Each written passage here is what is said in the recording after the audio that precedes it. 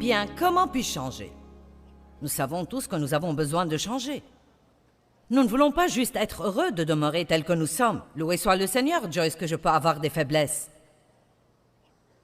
Non, chaque fois que nous lisons la parole, nous voyons des domaines où nous avons besoin de nous améliorer un peu. J'espère que vous êtes convaincus de quelque chose ce week-end parce que je veux vous faire avancer. Je veux que la parole soit un aiguillon qui vous fasse avancer et nous glorifierons Dieu un peu plus. Je veux glorifier Dieu un peu plus demain que je ne le fais aujourd'hui. Amen. Et donc, jetons un coup d'œil à Galates 3, 1 à 3. Comment puis-je changer? Bien, regardons d'abord comment nous pouvons ne pas changer. Ô pauvres, stupides, insensés, privés d'intelligence, Floridiens.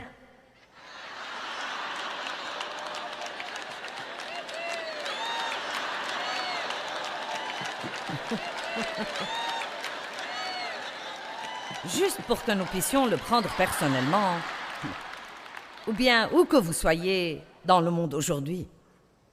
Il parle ici à l'église Galate, mais nous avons besoin de le personnaliser.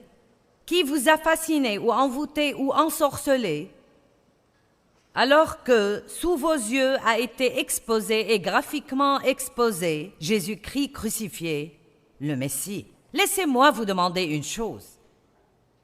Est-ce en obéissant la loi et en pratiquant ses œuvres que vous avez reçu l'Esprit, ou parce que vous avez cru au message de l'Évangile?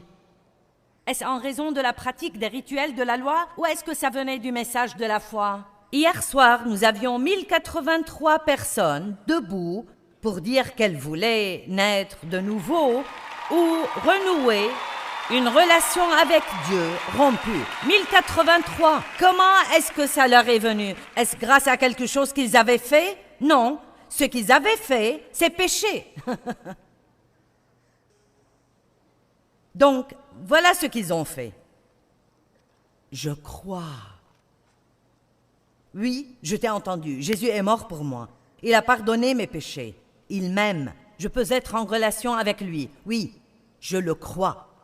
Donc, ils l'ont reçu par la foi. Et quand nous avons lu les Écritures, hier soir en Colossiens 2:6, elles disent « De la même manière que nous recevons Jésus-Christ, de la même manière maintenant nous devons vivre et marcher en lui. » Donc, nous sommes nés de nouveau par la foi, nous marchons par la foi. Comment marchons-nous? Nous le voyons tout le temps. Je marche par la foi, je marche par la foi. Bon, le faisons-nous vraiment? Je marche par la foi signifie que je ne pense pas que je vais gagner quelque chose par mon travail et mes efforts, parce que même si je parviens à faire quelque chose concernant mon problème, je ne pourrais pas le faire si Dieu ne m'en avait pas donné la grâce. Si j'ai une bonne idée, ce n'est pas parce que je suis intelligente, c'est parce que Dieu m'a donné la bonne idée. Chacune des chansons que l'équipe a écrites ou n'importe quel grand musicien dans le monde, ça venait de Dieu. Ce don, ce talent vient de Dieu. Amen. Mon talent de communiquer est venu de Dieu. Je n'ai jamais suivi de cours sur comment le faire. Je n'ai jamais suivi de cours sur comment construire un sermon. Personne ne m'a jamais appris à prêcher. Je suis juste arrivée sur la planète Terre en parlant.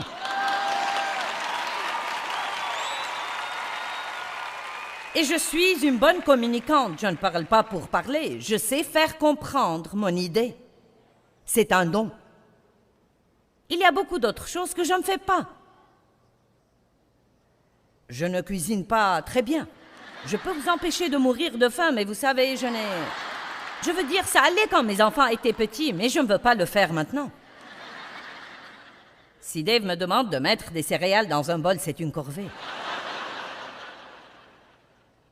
Je lui ai dit quelque chose hier. Nous n'étions pas à la maison et nous étions là depuis un moment. Et il aime manger des œufs le matin et ensuite des céréales, puis des œufs, puis des céréales. Il aime varier. Donc, il va manger des fruits chaque matin quand il se lève et puis il mange des œufs et une saucisse. Et le jour suivant, il mangera des céréales. Donc, il avait mangé des céréales pendant tout ce temps parce que je ne cuisinais pas.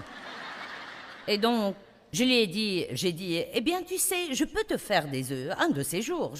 Et je ne voulais pas dire ce jour-là, j'ai dit un de ces jours. Je peux te faire des œufs. Et il a dit, oh, tu veux dire aujourd'hui? Et j'ai dit, oh, non, non, pas aujourd'hui. Je veux dire, ça m'a presque effrayée. C'était, oh, non, pas aujourd'hui. Donc, vous savez quoi? Je ne suis pas une fée du logis, mais je suis une bonne épouse. Vous n'avez pas besoin d'être normal et comme tout le monde pour être doué dans un domaine. Parce que quoi que vous ne puissiez faire, il y a quelque chose d'autre que vous pouvez faire. Amen? Je ne vais pas aller plus loin avec ça. Laissez-moi vous demander une chose. Comment avez-vous reçu l'Esprit Saint? Était-ce par les œuvres ou était-ce par la foi? Verset 3, j'aime ça. Êtes-vous stupide, inintelligent et insensé à ce point? Vous qui d'abord avez commencé par l'Esprit Saint, recherchez-vous maintenant la perfection par la dépendance à la chair? Waouh, c'était libérateur pour moi quand j'ai lu cela pour la première fois, il y a bien longtemps. Je m'efforçais si dur d'être bonne et j'essayais vraiment fort de ne pas avoir de faiblesse et d'être ce que je pensais que Dieu attendait de moi. Et j'étais juste tout le temps si frustrée. J'essayais de changer mes enfants, j'essayais de me changer, j'essayais de changer Dave, j'essayais de changer mes circonstances, j'essayais de faire croître mon ministère. Pendant des années, j'ai essayé presque jusqu'à en mourir. Et puis j'ai découvert que nous sommes supposés croire. Je le savais, mais je le court-circuitais. Je veux dire, je croyais vraiment que Jésus était mon sauveur, mais je suppose que j'avais l'impression qu'il fallait que je fasse le reste. Je savais que sa grâce me sauvait, mais je ne comprenais pas la grâce par laquelle je devais vivre. Et ce que je veux partager avec vous, c'est que c'est la même grâce qui vous a sauvé, qui va vous faire réussir chaque jour. C'est la même grâce qui va vous changer, vous aider à entrer dans de nouveaux stades de sainteté, qui va vous donner la faveur, qui va faire que les gens vous apprécient, qui va vous ouvrir des portes. Cette même faveur est ce que nous devons avoir, cette même grâce dans chacun des moindres domaines de notre vie. Et nous devons apprendre à vivre par la grâce. Et ensuite, la vie devient bonne. Ouh. Et juste au cas où vous penseriez que vous êtes un cas spécial et que ça n'a aucune chance de fonctionner pour vous, eh bien ce soir, je vais parler d'une grâce spéciale pour un cas spécial.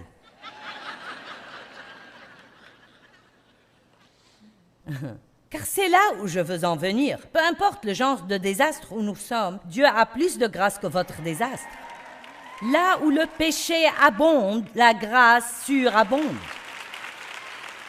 Vous ne pouvez pas avoir un problème que Dieu ne peut pas résoudre.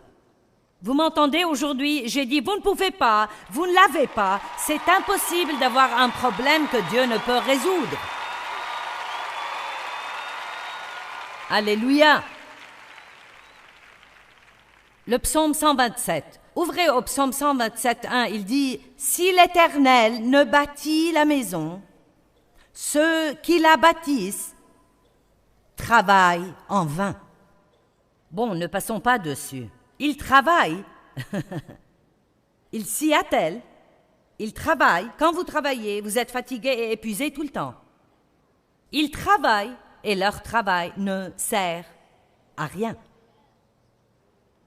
Je veux vous dire que je ne pense pas qu'il soit possible d'être une personne qui réussit véritablement si vous n'apprenez pas à recevoir la grâce de Dieu et à le laisser agir à travers vous et ensuite à lui rendre le crédit et la gloire. Vous dites, attends, je connais beaucoup de gens qui réussissent et qui ne sont pas même croyants. Vous savez, ils n'ont pas vraiment de succès. Je vais vous dire pourquoi. Il se peut qu'ils aient un succès apparent, mais ils n'ont pas de paix. Ils n'ont pas de joie. Ils sont probablement totalement égoïstes et centrés sur eux-mêmes. Ils s'attribuent tout le crédit. Il se peut qu'ils n'aient pas d'amis.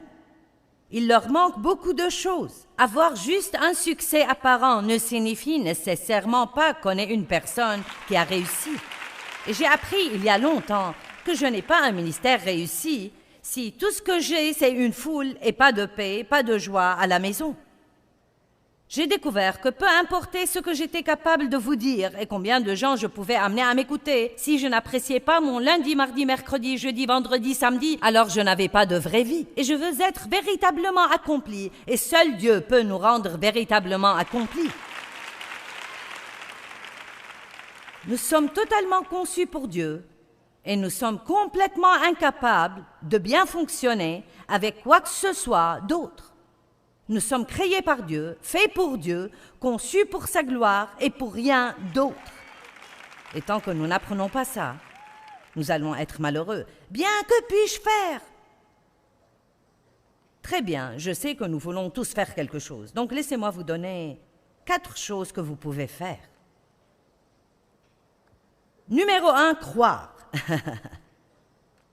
Bon, c'est quelque chose à faire, car c'est une activité spirituelle.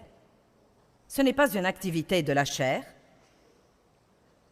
Je ne peux pas changer Dave, mais je peux croire que Dieu peut changer Dave si Dave a de fait besoin d'être changé. Et j'ai besoin de garder à l'esprit que juste penser qu'il a besoin de changer ne signifie pas qu'il ait besoin de changer, parce que peut-être c'est moi qui ai besoin de changer.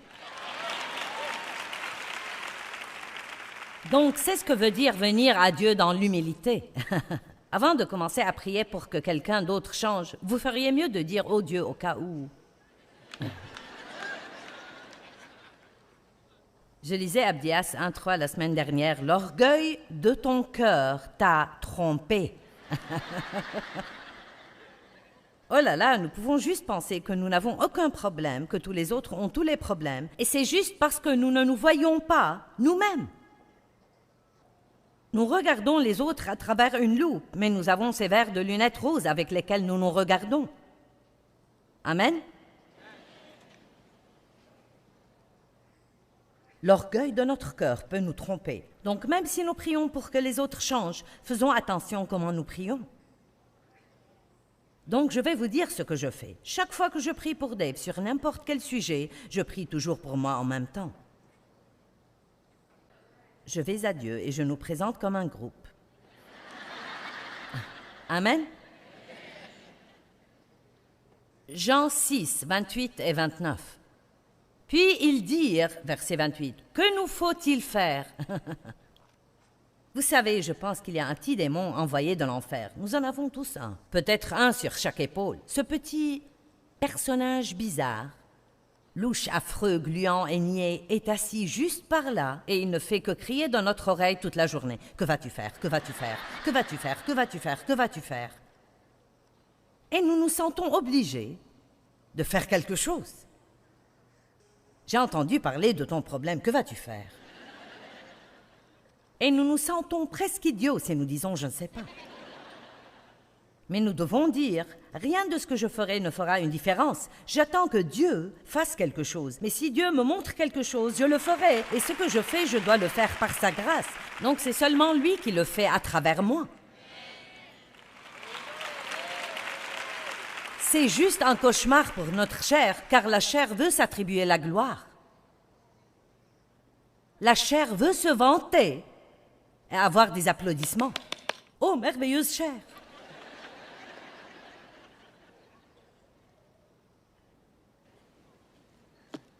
Vous priez 2 heures par jour et vous ne réalisez pas que c'est un don de Dieu qui vous rend capable de le faire.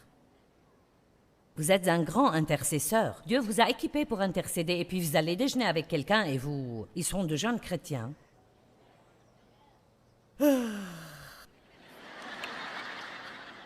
Oh, ne vous inquiétez pas pour moi, je suis juste fatiguée parce que je me lève si tôt pour prier.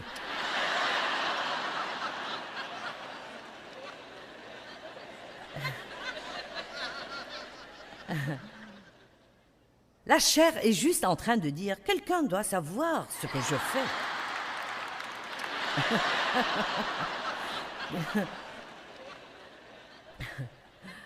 Quelqu'un doit savoir.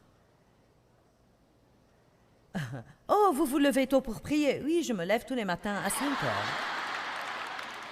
Et je prie jusqu'à 7, oui. Et ils font « Oh !»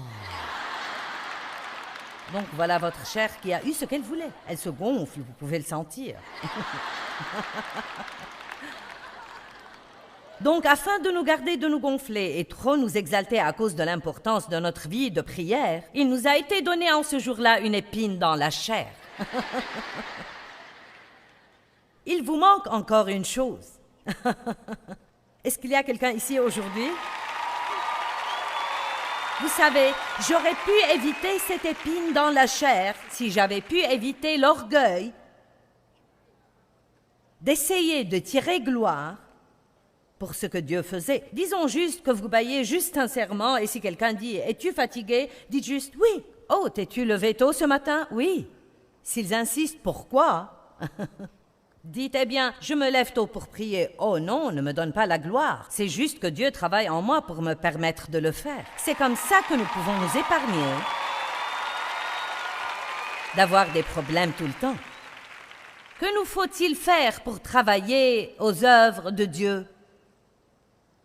Que pouvons-nous faire pour réaliser ce que Dieu demande? Jésus leur répondit, verset 29, « L'œuvre, le service de Dieu, c'est de croire. » Bon, il doit y avoir quelque chose d'autre.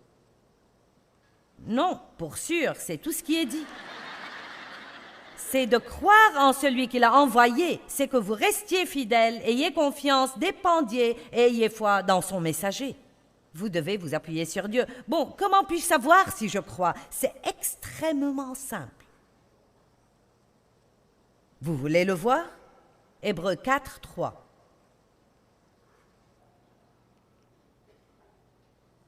Nous qui croyons, nous allons entrer dans ce repos de Dieu. Comment puis-je savoir si je crois? Je ne m'inquiète pas. Je ne suis pas frustré. Je ne suis pas fâché. Je ne sais pas quand ça va arriver. Je ne sais pas si ça m'importe tant que ça. Dieu va le faire au bon moment, quand c'est le temps et qu'il est prêt. Essayez de le faire accélérer, il ne marchera pas. J'ai découvert que Dieu n'est généralement pas en avance, mais il n'est jamais en retard. Quand nous avons cru, nous sommes entrés dans le repos de Dieu. Et il ne s'agit pas de s'allonger sur le sofa et de faire la sieste. C'est un repos intérieur. Le repos dont il parle est un repos que vous avez en travaillant. Ce n'est pas le repos du travail, c'est le repos que nous avons en travaillant. C'est pourquoi j'ai dit hier soir que je travaille dur. Sûrement vous comprenez que pour construire et maintenir ce que Dieu nous a permis d'avoir, j'ai travaillé très dur, et Dave aussi, mais ce que je fais n'est pas un travail dur. Vous voyez la différence? Je travaille dur, mais ce que je fais n'est pas un travail dur parce que c'est vraiment la grâce de Dieu qui le fait à travers moi. Maintenant, voilà ce qui est. Je travaille avec mon corps physique, mais je ne travaille pas intérieurement. C'est la différence. Ce qui nous épuise, c'est le travail intérieur. J'ai dit hier soir que je préférerais faire 3 de ces séminaires à la suite, 4 sessions chacun, que de passer une journée, une période de 24 heures, soucieuse ou stressée ou anxieuse ou en colère contre quelqu'un. Ça m'épuise. Ce n'est pas du repos, mais je peux faire ce que je fais ici aujourd'hui et le faire totalement et complètement dans le repos de Dieu.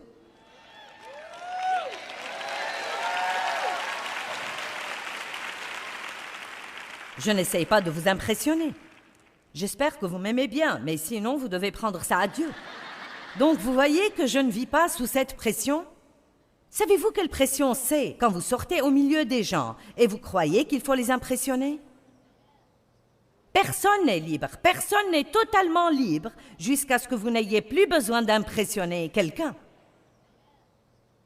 Nous n'avons pas à nous impressionner les uns les autres. Il faut que nous nous aimions, il faut que nous nous servions, il faut que nous utilisions le don que Dieu nous a donné au bénéfice des autres. Ils utiliseront leur don à notre bénéfice. Vous n'avez pas à rester là à être jaloux parce qu'une de ces filles ici peut si bien chanter. Il faut que vous réalisiez que Dieu a mis ce don en elle pour vous. Elle travaille, vous êtes assis là et en profitez.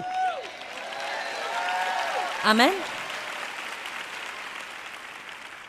Pas de comparaison.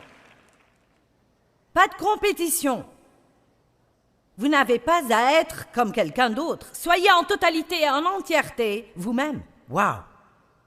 Et puis les versets 10 et 11 dans Hébreux 4 disent « Empressons-nous donc d'entrer dans le repos de Dieu. » Verset 10 « Car celui qui entre dans le repos de Dieu se repose de ses œuvres, de la fatigue et de la peine du travail humain, comme Dieu se repose des siennes. »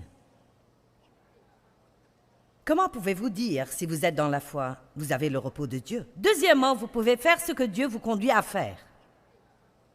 Il y a l'obéissance et il y a l'action qu'il faut faire parfois pour résoudre les situations où nous sommes.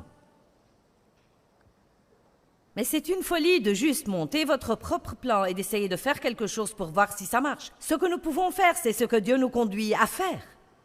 Dieu a dit à Moïse, « Tends ton bâton au-dessus de la mer Rouge et elle va s'ouvrir. » Bien, je ne pense pas. Mais il a obéi et Dieu l'a ouverte. Je viens ici, j'ouvre ma bouche et Dieu se manifeste. Vous voyez, beaucoup de gens ne vont même pas venir. Vous savez, faites ce que vous pouvez faire. Vous pouvez travailler. Donc, travaillez. Si vous n'avez pas de travail, vous pouvez en chercher un. Mais vous ne pouvez faire que quelqu'un vous embauche. Seul Dieu peut le faire. Donc, il faut que nous fassions la part que Dieu nous montre. Si vous avez blessé quelqu'un durement et Dieu vous pousse à aller vous excuser, alors humiliez-vous et allez le faire. Vous ne pouvez pas faire qu'il vous pardonne, mais vous pouvez faire votre part.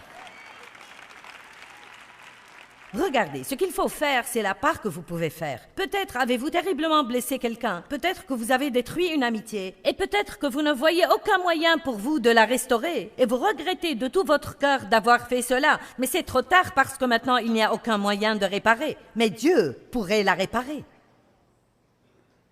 Bon, et que puis-je faire? Si Dieu vous y conduit, allez vous humilier et dites « C'était entièrement ma faute, je suis vraiment désolé, pardonne-moi. » Mais s'il ne vous pardonne pas, maintenant c'est entre Dieu et eux, ce n'est plus votre problème. Allez, est-ce qu'il y a quelqu'un avec moi aujourd'hui? Faisons ce que Dieu nous montre, parce que c'est la foi. La foi sans les œuvres est morte, mais nous ne pouvons nous approcher avec toutes ces œuvres et pas de foi. Ça ne servira à rien.